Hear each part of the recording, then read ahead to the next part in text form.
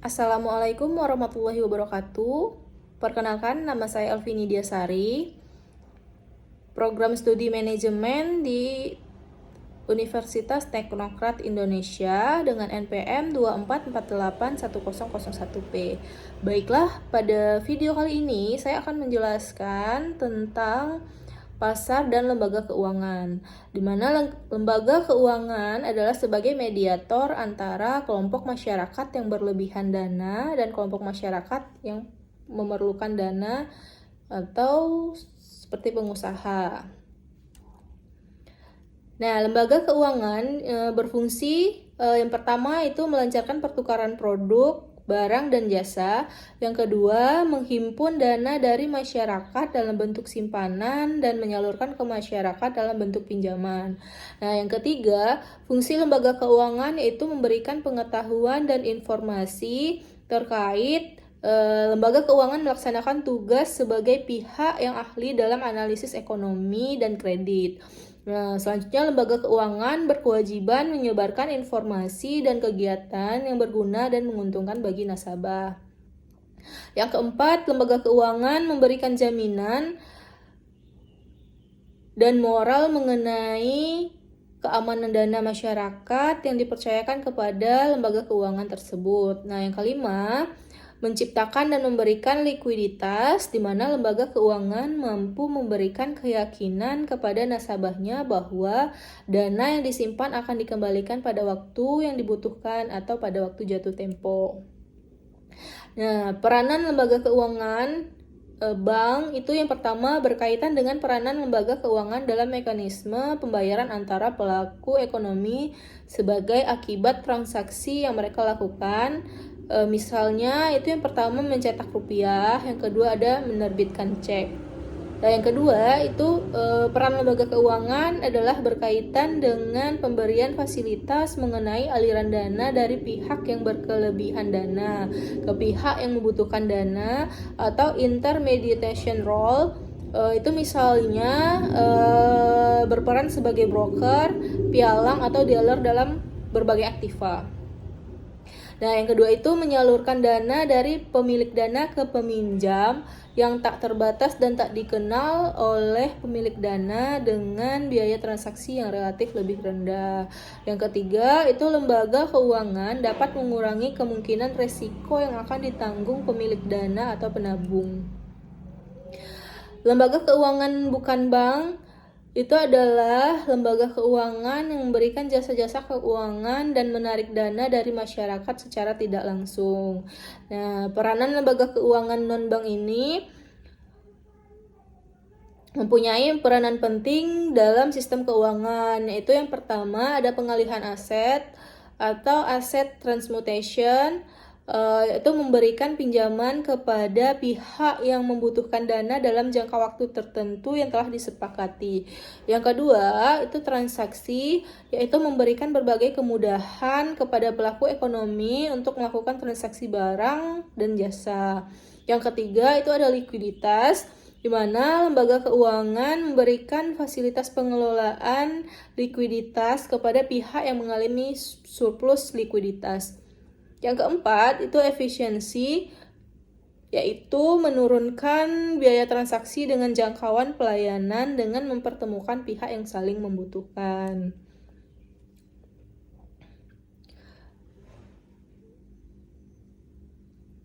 Bank dan lembaga keuangan bukan bank ini mempunyai peran penting dalam sistem keuangan, yaitu yang pertama pengalihan aset, yaitu memberikan pinjaman kepada pihak yang membutuhkan dana dalam jangka waktu tertentu yang telah disepakati. Yang kedua itu ada transaksi, di mana memberikan berbagai kemudahan kepada pelaku ekonomi untuk melakukan transaksi barang dan jasa. Yang ketiga itu ada likuiditas, yaitu lembaga keuangan memberikan fasilitas pengelolaan likuiditas kepada pihak yang mengalami surplus likuiditas. Yang keempat itu ada efisiensi, yaitu menurunkan biaya transaksi dengan jangkauan pelayanan dengan mempertemukan pihak yang saling membutuhkan.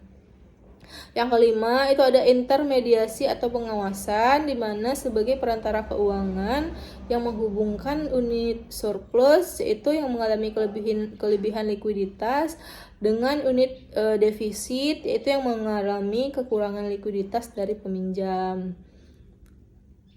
Nah, kegiatan utama dari lembaga keuangan ini adalah menghimpun dan menyalurkan dana, yaitu kegiatan penghimpun dana bank, yaitu secara langsung berupa simpanan dana masyarakat seperti tabungan, giro, deposito, dan secara tidak langsung dari masyarakat yaitu kertas berharga, dan bisa juga penyertaan pinjaman dari lembaga lain.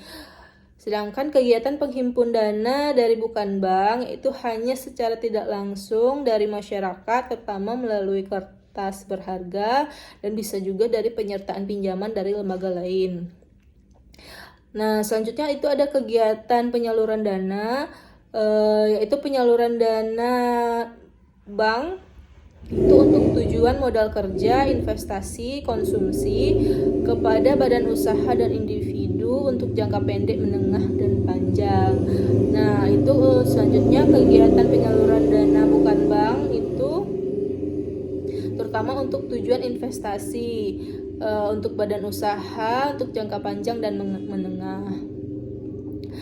Jenis-jenis lembaga keuangan bank dan non-bank itu berdasarkan Undang-Undang Nomor 10 Tahun 1998, lembaga keuangan bank terdiri atas bank umum dan perkreditan rakyat, di mana lembaga keuangan bukan bank dapat berupa lembaga pembiayaan, yaitu perusahaan sewa guna usaha, perusahaan modal ventura, jasa anjak piutang, perusahaan pembiayaan konsumen, perusahaan kartu kredit, perusahaan perdagangan surat berharga.